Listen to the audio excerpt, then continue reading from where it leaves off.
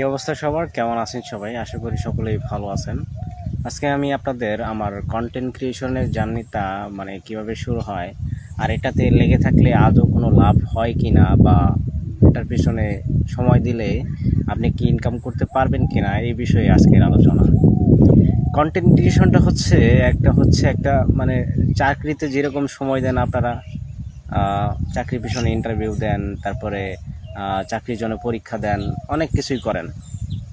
Content ক্রিয়েশনটা ঠিক ওই রকমই।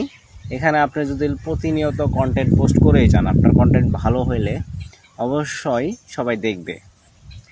যদি ভালো মানুষে দেখে, অনেক বেশি মানুষে দেখে, অনেক পরিমাণে লাখো লাখো দর্শক যদি আপনি আনতে পারেন, সেই ক্ষেত্রে আপনি ইনকাম করতে পারবেন।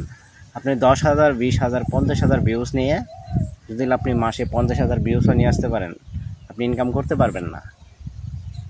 বাংলাদেশের কথা ভাই, এটা বাংলাদেশি অডিয়েন্স যারা আছে তাদের ক্ষেত্রে 1 লাখ ভিউজ আনলেও তারা ইনকাম করতে পারবে না।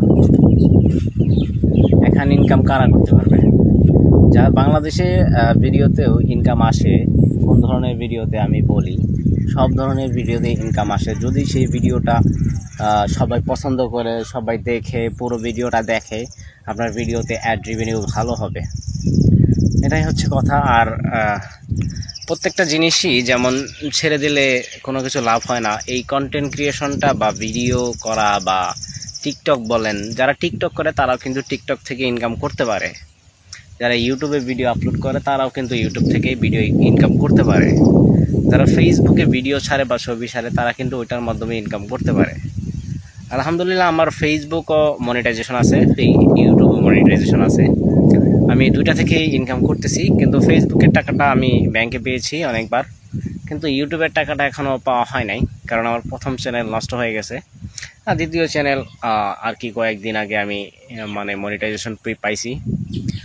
কথা হচ্ছে, আপনি যেই কাজ করেন না কেন, আপনাকে অবশ্যই আপনাকে লেগে থাকতে হবে। যদি লেগে থেকে মনে করেন যে পিছু ছাড়া পিছু হুট করে পিছু টান দেওয়া যাবে না। আমি যখন ভিডিও শুরু করি তখন দেখি অনেক মানুষই ভিডিও করা শুরু করে, অমুক গাছের তমুক, তারপরে মনে করেন যে বক্কর চক্কর আস্তা দেখাতেছে ভিডিও, মনে করেন যে খেলা হইতেছে ভিডিও। কিন্তু তারা সেই কাজটা যদি কন্টিনিউ বেশি দিন না, 3 মাস বা 6 মাস করতো, তারা সফল হইতো। কিন্তু তারা 2-1 মাস করেই মনে করেন যে হতাশ হয়ে যায়, যে মনিটাইজেশন পাই না।